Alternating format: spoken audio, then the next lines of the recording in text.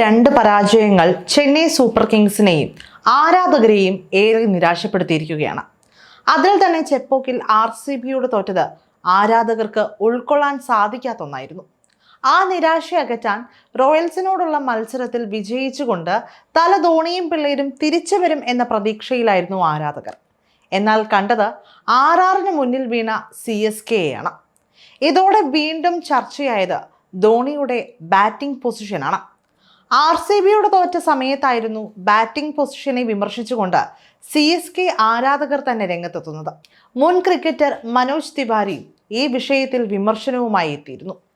CSKയുടെ കോച്ചിന് ധൈര്യമില്ലേ, പേടിയാണോ എന്നൊക്കെയായിരുന്നു തിവാരി ചോദിച്ചിരുന്നത്. ഇപ്പോഴിതാ അത്തരത്തിലുള്ള ചോദ്യങ്ങൾക്കൊക്കെയുള്ള മറുപടിയുമായി രംഗത്തെത്തിയിരിക്കുകയാണ് CSK കോച്ച് സ്റ്റീഫൻ ഫ്ലെമിംഗ്. ധോണിക്ക് തുടർച്ചയായി 10 ഓവർ കളിക്കാനാകില്ലെന്നും അദ്ദേഹത്തിന്റെ കാൽമുട്ടുകൾ അത്ര മികച്ച അവസ്ഥയിലല്ലെന്നും ഫ്ലെമിംഗ് പറഞ്ഞു. മത്സരശേഷം മാധ്യമങ്ങളെ കാണുകയായിരുന്നു ഫ്ലെമിംഗ്. കളിയുടെ അവസ്ഥ അനുസരിച്ചാണ് ബാറ്റിംഗ് പൊസിഷൻ നിശ്ചയിക്കുന്നത്. ധോണിക്ക് അത് മനസ്സിലാകും. അദ്ദേഹത്തിന്റെ ശരീരവും പ്രത്യേകിച്ച് കാൽമുട്ടുകളും പണ്ടത്തേതുപോലെയല്ല. 10 ഓവർ തുടർച്ചയായി കളിക്കാൻ അദ്ദേഹത്തിനാകില്ല. ഓരോ കളിക്കും അനുസരിച്ചാണ് ധോണിയുടെ ബാറ്റിംഗ് പൊസിഷൻ തീരുമാനിക്കുന്നത്. ഞാൻ കഴിഞ്ഞ വർഷവും ഈ കാര്യത്തിൽ മറുപടി നൽകിയിരുന്നു. ധോണിയുടെ ലീഡർഷിപ്പും വിക്കറ്റ് കീപ്പിംഗ് സ്കില്ലും ടീമിന് ഏറെ പ്രധാനപ്പെട്ടതാണ്. 9ഉം 10ഉം ഓവർ കളിക്കാനായി അത് നഷ്ടപ്പെടുത്താനാകില്ല എന്നും ഫ്ലെമിംഗ് പറഞ്ഞു. കഴിഞ്ഞ ദിവസം നടന്ന മത്സരത്തിൽ അവസാന ഓവറുകളിൽ ക്രീസിലെത്തിയ ധോണി 11 പന്തിൽ 16 റൺസ് എടുത്ത് പുറത്താവുകയായിരുന്നു. അതേസമയം ജയിക്കാൻ CSK ഒരുപാട് പൊരുതിയെങ്കിലും വിക്കറ്റ് നഷ്ടം അവരെ പിടിച്ചുകെട്ടുകയായിരുന്നു.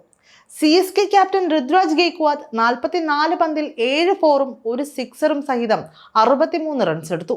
22 പന്തിൽ 2 ഫോറും 1 സിക്സറുമായി രവീന്ദ്ര ജഡേജ 32 റൺസുമായി പുറത്താകാതെ നിന്നു.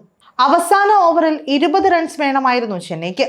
രണ്ടാം പന്തിൽ ധോണി പുറത്തായതോടെയാണ് ചെന്നൈ കൂടുതൽ സമ്മർദ്ദത്തിലായത്. 11 പന്തിൽ ധോണി 16 റൺസ് എടുത്ത് പുറത്തായി. 4 പന്തിൽ പുറത്താകാതെ 11 റൺസുമായി ജാമി ഓവർട്ടൺ ശ്രമിച്ചു നോക്കിയെങ്കിലും വിജയത്തിലെത്തിയില്ല.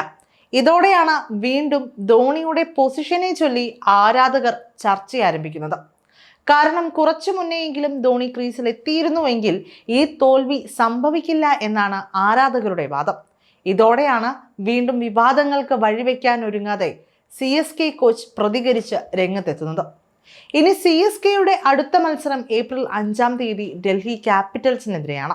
ഈ മത്സരത്തിലും തോൽക്കുകയാണ് എങ്കിൽ ടേബിളിന്റെ അവസാനത്തിലേക്ക് കൂപ്പുകുത്തുന്ന CSKയെ കാണേണ്ടി വരും.